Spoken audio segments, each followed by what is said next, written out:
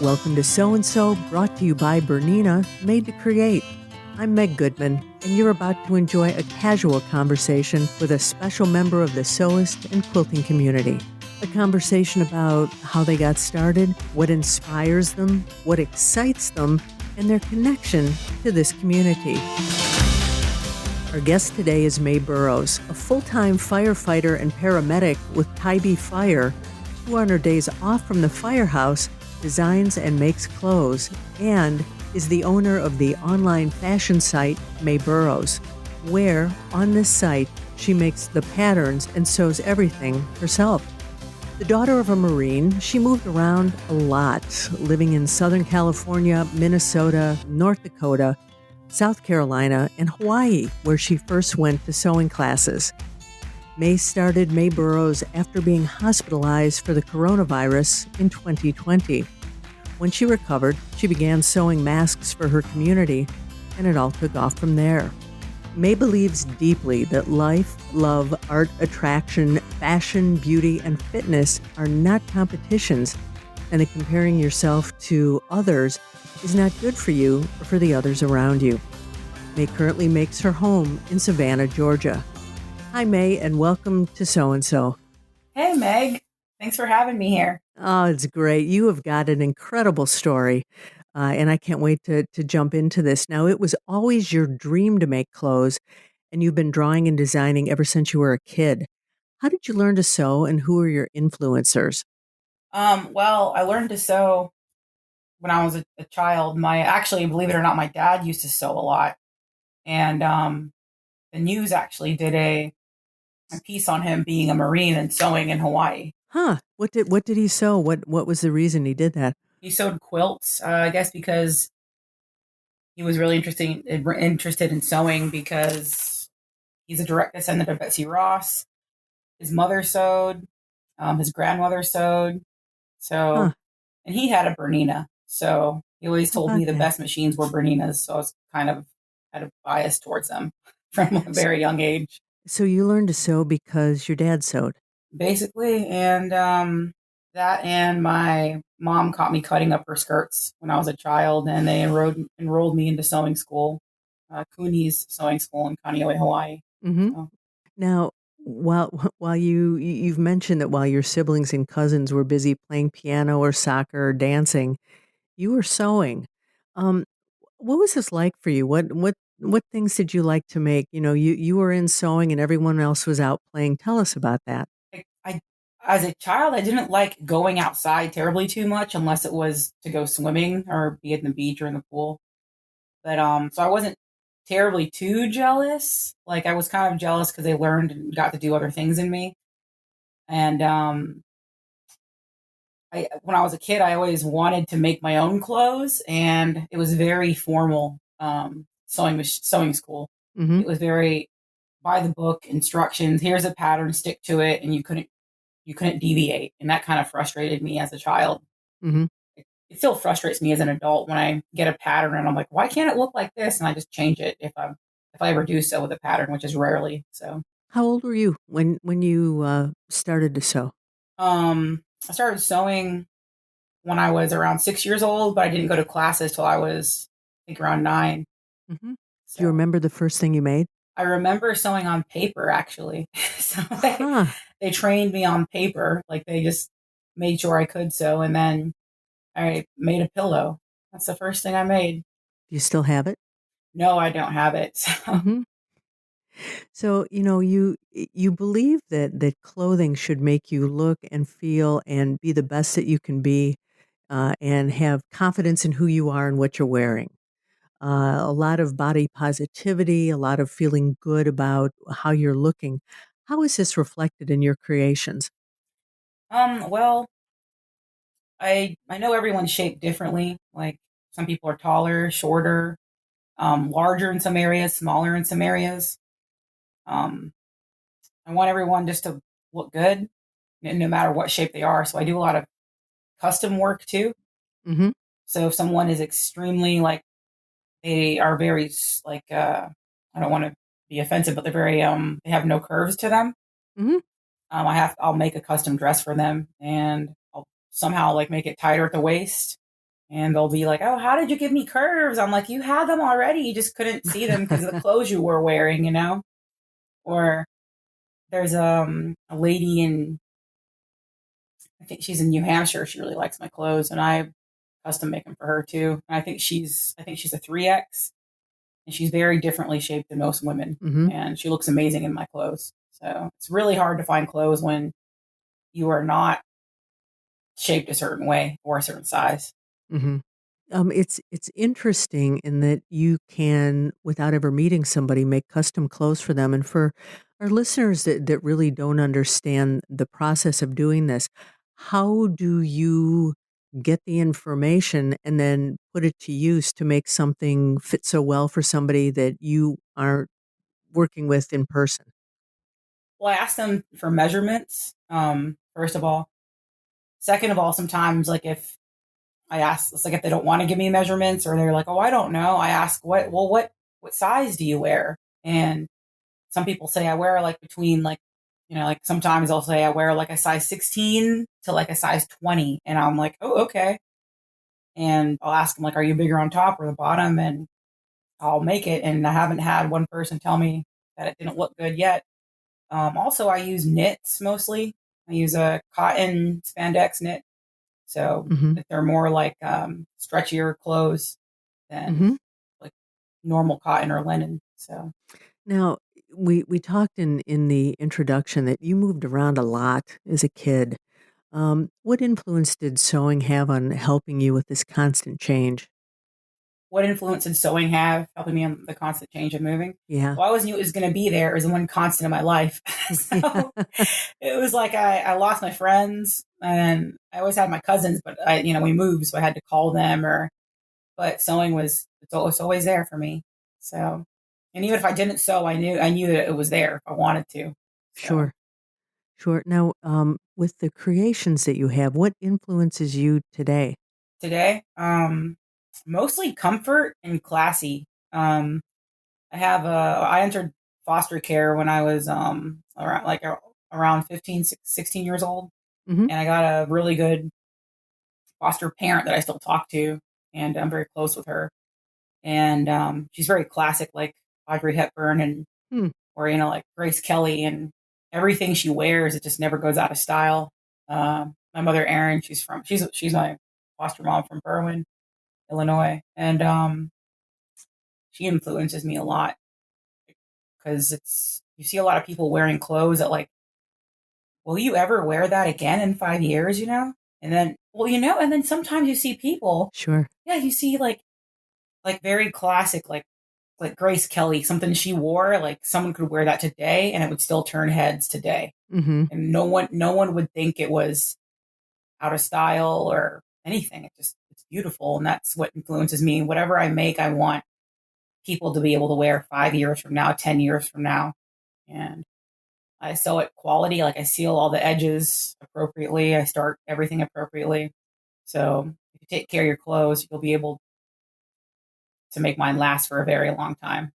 Now, you started your company after surviving the COVID-19 in 2020. Um, it's an interesting story. So, would you share that with our listeners and tell us how your illness influenced your starting the company? Well, it was first of all, it's kind of embarrassing because unfortunately, I was one of those people who I think I told you this in the pre-interview. Like, I didn't think like I thought if I was going to get COVID, it wasn't going to be that bad, Hmm. and then I ended up hospitalized for almost 2 weeks. Um, and I knew the doctor because I knew him from being a paramedic, and he told me, he said, you know you're septic, right? And I said, no, I figured. And he said, well, you know what that means. I don't have to tell you. Hmm. You have a 50-50 chance Yeah. that you might not pull through. And he said, get your affairs in order. And I realized right then and there, I better do what I want for the rest of my life because Hmm. I don't know how much time I have left. So I made a promise to myself, and I don't want to be like dramatic, but God. And I was like, if I survive this, I'm going to do what I want. I am going to start my clothing company. I'm going to make clothes actually. Hmm. And I survived it. And that's what I did when I got out. I just worked really hard and did it.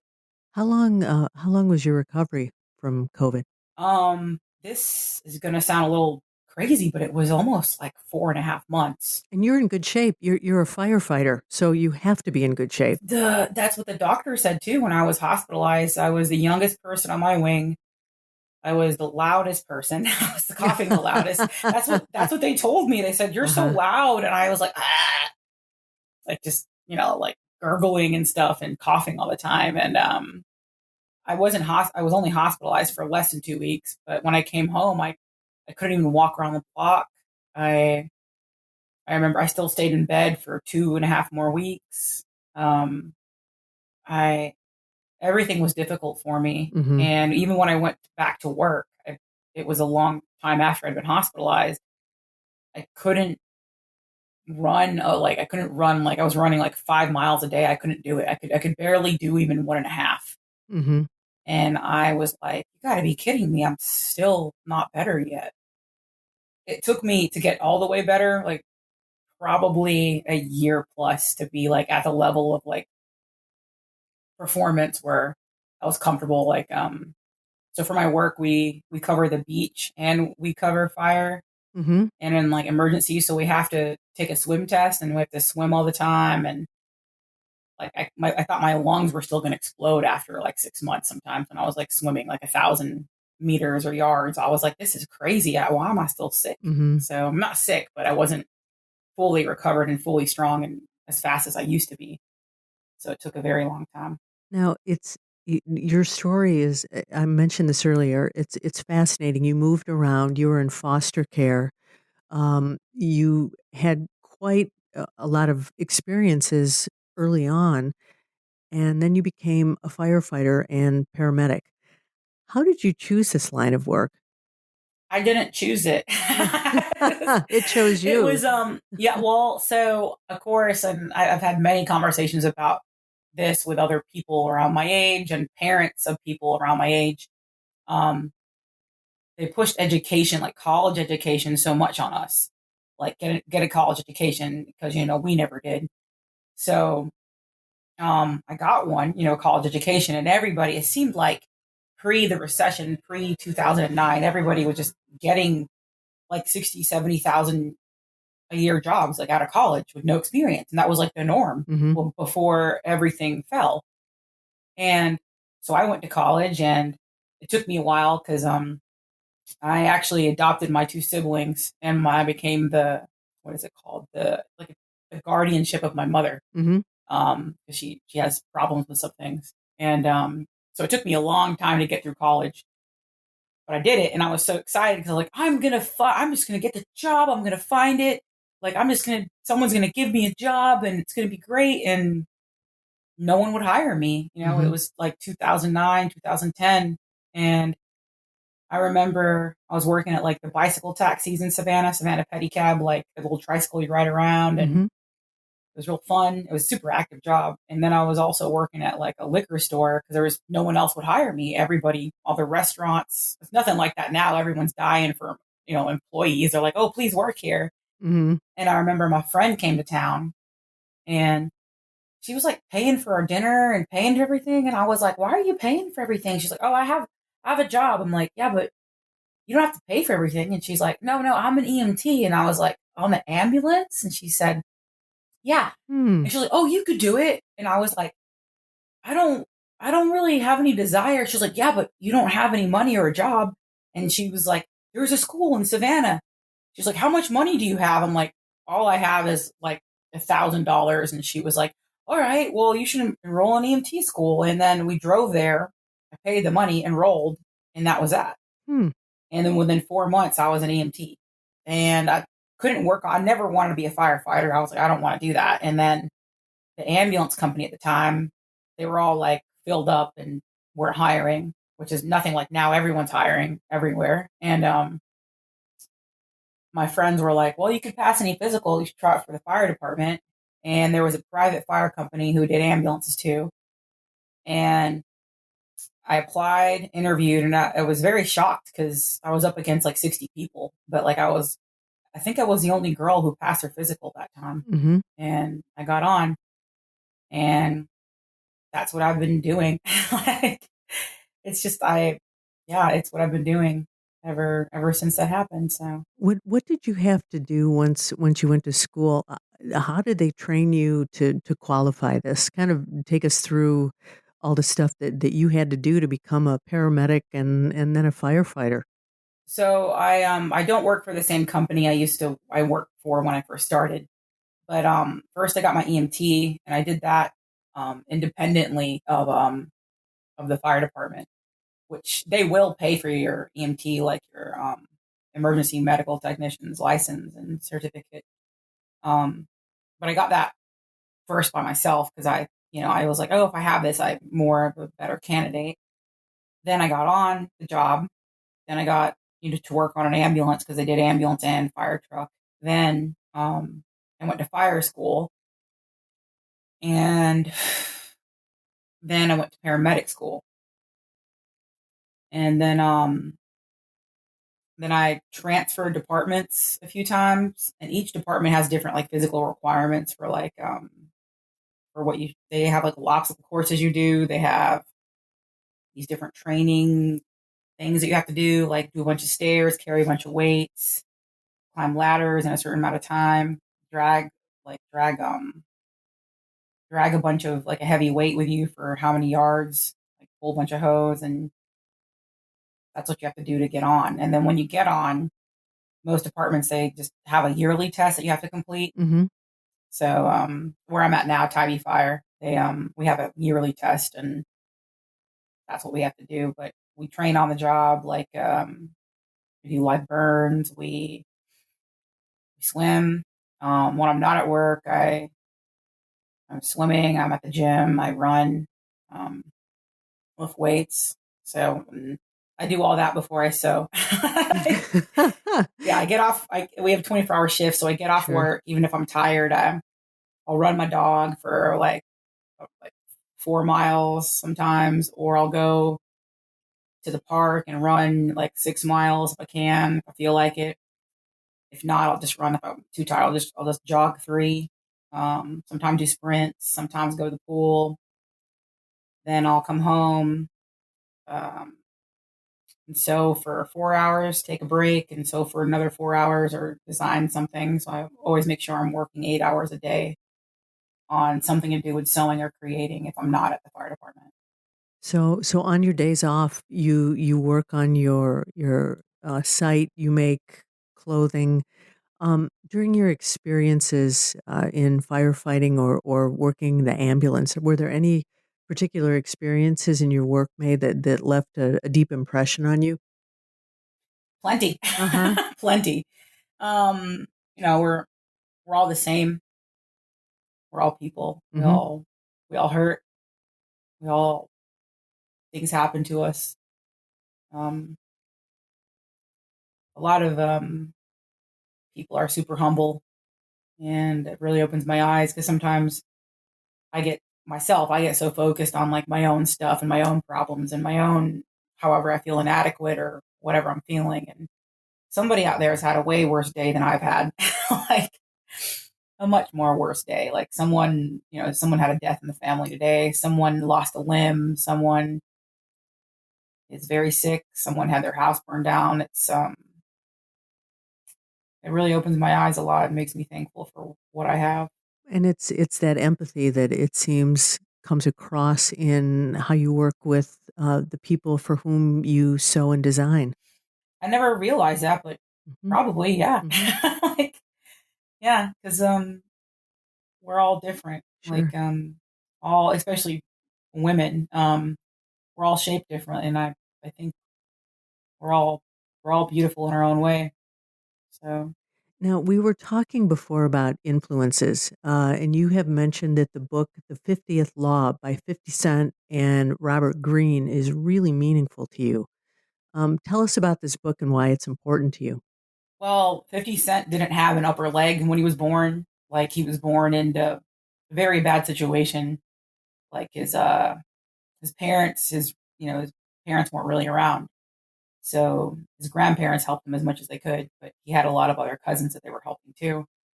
And he tried really hard, and he made something of himself. And Hmm. he was lucky enough to get out of the bad things he was into, like like crimes and stuff that wasn't really good for him or others.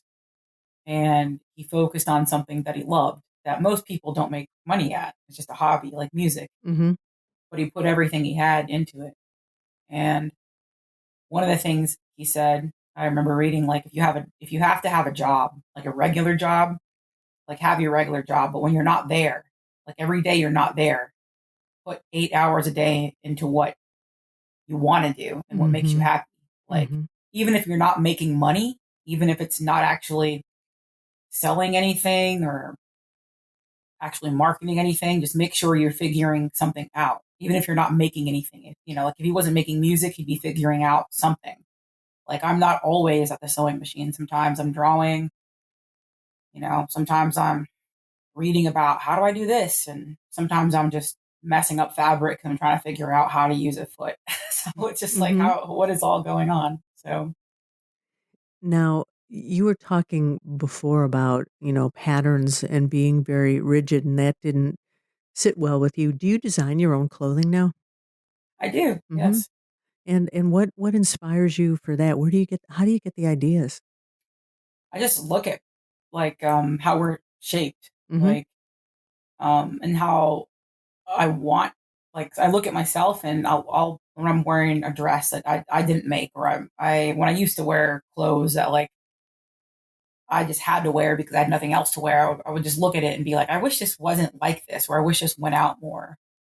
I wish this didn't hug me in this way. Like, Hmm. 'cause sometimes it seems like you buy a dress and it's like, why is it so tight here? Why can't it be like loose here? So mostly inspiration, and everything I get inspired to draw or design is like how we're shaped. And once again, like, I want to keep it, it's very hard to do, but I want to keep it classic. I want when somebody wears something that I make them, I want them to walk into a room or an interview, and I want them to be remembered as, okay, this person wasn't flashy. This person didn't, like, seem to be wanting so much attention, but I want the people that see the person wearing my clothing, Hmm. I want them to actually look at the person and not the clothes. Like, I want them to be like, oh, this is a nice dress, but I want them to see, like, it's not so flashy and so short and so much cleavage. It's You're actually looking at the person's face and who they are. May family's important to you. Some of the pictures that are on the website, along with this podcast, are your siblings, your foster family. You're very close to your mom. You adopted siblings. Tell us about your family and your dad. He's a descendant of Betsy Ross. There's a lot there. Yeah, well, my dad, he's from North Lake, Illinois, and he it's actually, I don't have the family tree. He has it. He's a direct descendant of Betsy Ross through his last name is Burrows, but it's through the Millers. Hmm. And my mom is from the Philippines. A lot of her family lives in Chicago, or used to live in Chicago before they moved away from Chicago. Hmm. Um, I have two siblings, my two biological siblings, and then when I got older, I entered foster care. Or we all entered foster care, Hmm. and um, a really nice family took me in. So I was actually I kind of ended up in their family by mistake too. So You've had some good mistakes happen to you. I know everything happens. Seems like everything good happens by mistake. Hmm. So, but yeah. So I have a brother and a sister that are not actually blood related to me, Hmm. and their mother. The father passed away. Well, I think I was 19. So she remarried, and but that's my family. And my mom, she lives with me now, Hmm. and yeah, my two biological sisters are doing really well, and it's real strange because people run into them and they're like, "Oh, like you were a foster kid," and they're like, "Yeah." And they're like, people that are foster kids usually don't like end up graduating from college, and it's just Mm-hmm. weird to hear that, because Mm-hmm. it's a lot of people that we want because we used to live in group homes like with a bunch of girls, and I guess they weren't as fortunate as us to like meet nice people along the way before they became an adult. So they're kind of stuck in a similar mess that they came from. So it's really hard to leave. Mm-hmm. But you beat the odds and really turned things around, and now you've got your mayburrows.com. You've got so many wonderful things going for you. What's next for you, May? What's your dream? My dream is to design and make clothes full time. Mm-hmm. That's my dream. I still want to I still want to be involved in making my clothes because I think it'd be kind of foolish to, hey, I'm going to design this and draw this, but I'm going to make other people make it and Mm-hmm. I'm not going to make it. That just seems like a bit foolish to me. And I just want to help everybody look and feel their best in their clothes and be in their own skin. So today we've talked about a lot of things. Um, is there any question I didn't ask you that you wish I had? Not not that I can think of. No. Do you want to ask me anything else? No, I think we've covered some awesome things, and this has been a wonderful conversation. And I just want to thank you for sharing your story with us today. Oh no, thank you for having me. This has been fun. Now, May, if our listeners would like to reach out to you, what's the best way for them to do so? Um, you can email me. On my website, you can get to me, or you can even find me on my Instagram. It's May Burrows, and message me there. Excellent. So MaeBurrows. So that would be awesome. So, Well, we'll look forward to that day when you're sewing full time. oh my goodness, thank you. Absolutely. Thank you again, May. Well, there you have it. Another story about someone just like you. Someone for whom sewing and quilting is so much more than a hobby. It's a way of life. It's a connection to something bigger. If you know someone you think has an outstanding story, a story that should be shared on this podcast, please drop me a note to info@soandsopodcast.com or complete the form on our website. Be sure to subscribe to this podcast on your favorite platform and visit our website, soandsopodcast.com, for more information about today's and all of our guests. That's SEWANDSO podcast.com. And finally, I want to thank BERNINA for making this program possible. I'm Meg Goodman, and I look forward to you joining us next time on So and So.